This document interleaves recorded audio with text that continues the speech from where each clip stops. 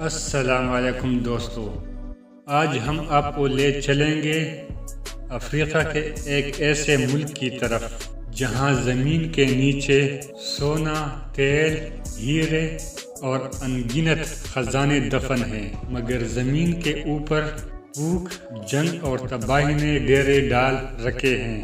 یہ وہ ملک ہے جس کا پیرامڈز مصر کے اہرام سے بھی زیادہ پرانے ہیں، جہاں بچے قرآن مجید کو محبت کے ساتھ حفظ کرتے ہیں، جہاں ایمان کی روشنی غربت کے اندھیروں کو چیر کر چمکتی ہے۔ یہ سرزمین ہے سوڈان کی۔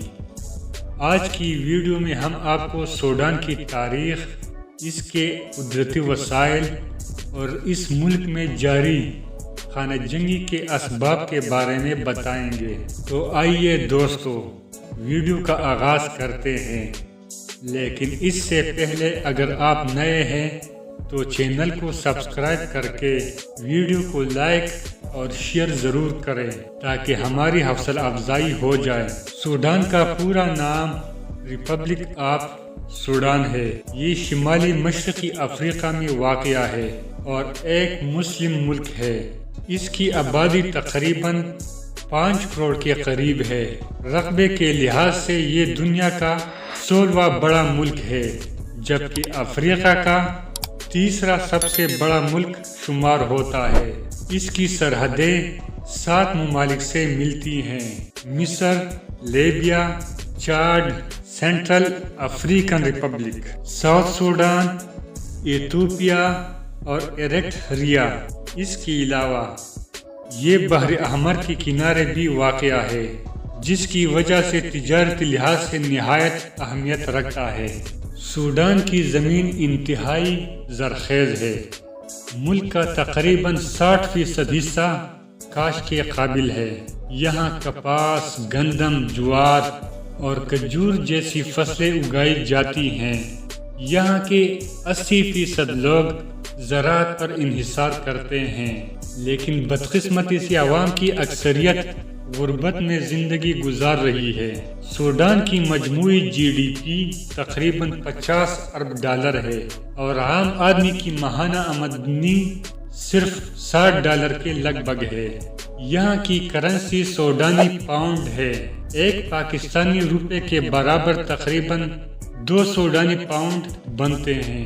یہاں کی سرکاری زبان عربی ہے، جبکہ انگریزی زبان بھی سمجھ لی جاتی ہے۔ یہاں کے 95% لوگ مسلمان ہیں، زیادہ تر اہل سنت۔ دوستو، سوڈان کا ایک روشن پہلو یہ ہے کہ یہاں قرآن پاک سے محبت اپنی مثال آپ ہے۔ یہ دنیا کا وہ ملک ہے جہاں سب سے زیادہ بچے قرآن پاک حفظ کرتے ہیں۔ یہاں کے مشہور قاری نورین محمد صدیق کی آواز آج بھی دنیا بھر کے مسلمانوں کے دلوں میں گونجتی ہے۔ ان کی تلاوت میں ایسی روحانیت تھی جو سننے والے کے دل کو چھو جائے۔ افسوس کہ وہ 2020 میں ایک حادثے میں انتقال کر گئے، لیکن ان کا نام ہمیشہ زندہ رہے گا۔ سوڈان کا دارالحکومت خرطوم ہے، جو دریائے نیل کے کنارے آباد ہے۔ یہاں کے 2 بڑے دریا ملتے ہیں، سفید نیل اور نیلا نیل۔ دونوں دریا مل کر ایک حسین منظر پیش کرتی ہیں۔ دلچسپ بات یہ ہے کہ میلوں تک ان کے رنگ الگ نظر نہیں آتے۔ یہ منظر دیکھ کر یقین نہیں آتا کہ یہ قدرت کا کمال ہے یا جادو۔ دوستو، بہت کم لوگ جانتے ہیں کہ سوڈان کی تہذیب مصر کی تہذیب سے بھی پرانی ہے۔ یہاں ہزاروں سال پہلے کش سلطنت قائم تھی، جس نے طویل عرصے تک شمالی افریقہ پر حکومت کی۔ یہ قوم علم و فن کی دلدادہ تھی۔ انہوں نے اپنے بادشاہوں کے لیے سینکڑوں پیرامڈز تعمیر کروائے، جو آج بھی میروئی، نوری اور البجراویہ کے علاقوں میں موجود ہیں۔ یہ اہرام مصر کے اہرام سے چھوٹے ہیں، مگر ان کی تعداد اور نفاست انہیں منفرد بناتی ہے۔ اب آتے ہیں سوڈان کی سب سے بڑی خانہ جنگی کی طرف۔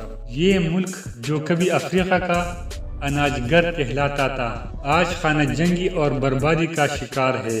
یہ جنگ دو طاقتوں کے درمیان ہے، سوڈانی فوج جس کے سربراہ جنرل عبدالفتاح البرہان ہے، اور ریپڈ سپورٹ فورس جس کی قیادت محمد حمدان دگلو کر رہا ہے۔ ایک زمانے میں اونٹ چرانے والا یہ شخص اب اربپتی جنگجو بن چکا ہے۔ کہا جاتا ہے کہ UAE اسے اسلحہ اور سرمایہ فراہم کرتا ہے اور اس کے پیچھے مقصد ہے سوڈان کے سونے کے ذخائر پر قبضہ۔ دوستو، سوڈان کے پاس 16 ٹن سے زیادہ سونا ہے جس کی قیمت $200 ارب سے بھی زیادہ بنتی ہے۔ یہی وہ خزانہ ہے جس کے لیے آج وہاں خون بہایا جا رہا ہے۔ الفاشر شہر آج مکمل طور پر برباد ہو چکا ہے۔ گلیوں میں لاشیں، تباہ شدہ عمارتیں اور بھاگتے ہوئے لوگ، یہ سب منظر انسانیت کے منہ پر ایک تمانچہ ہے۔ سب جانتے ہیں کہ یہ ظلم طاقت، دولت اور لالچ کی وجہ سے ہے، مگر کوئی آواز نہیں اٹھاتا۔ دنیا خاموش ہے، مگر سوڈان کے شہید بچوں کی روحیں آج بھی سوال کر رہی ہیں کہ ہم نے کیا قصور کیا تھا۔ دوستو، شدید گرمی کے باوجود سوڈان کے لوگ خوش اخلاق اور محنتی ہیں۔ یہاں کی کافی پوری دنیا میں مشہور ہے۔ چھوٹے چھوٹے کیفے اور بازاروں میں سوڈانی کافی کی مہک ہر طرف پیلی ہوتی ہے۔ خرطوم کے بازار رنگ و خوشبو سے بھرے ہیں۔ سونا، کپڑا، مسالے اور ہاتھ سے بنی اشیاء عام ملتی ہیں۔ پورٹ سوڈان اس ملک کا اہم تجارتی مرکز ہے جو بحر احمر کے کنارے واقع ہے۔ یہی وجہ ہے کہ عالمی طاقتوں کی نظریں اس کے ساحلی علاقوں پر جمی ہوئی ہیں۔ اسی طرح سواکن شہر کی تاریخی اہمیت بھی بے مثال ہے۔ روایات کے مطابق حضرت سلیمان علیہ السلام نے یہی جنات کو قید کیا تھا۔ یہ شہر سلطنت عثمانیہ کے دور میں ایک اہم تجارتی بندرگاہ تھا۔ دوستو، سوڈان صرف ایک ملک نہیں بلکہ ہزاروں سال پرانی تاریخ، ایمان اور قربانیوں کی داستان ہے۔ آج یہ ملک خون میں نہا رہا ہے، مگر امید کی کرن ابھی باقی ہے۔ اللہ تعالیٰ سوڈان کی مظلوم مسلمانوں پر رحم فرمائے، انہیں امن، انصاف اور خوشحالی نصیب کرے، آمین۔ اگر آپ کو یہ ویڈیو پسند آئی ہو تو کمنٹ میں اپنی رائے ضرور دیں اور ہمارے چینل کو سبسکرائب کرنا نہ بھولیں۔ اگلی ویڈیو تک کے لیے اللہ حافظ۔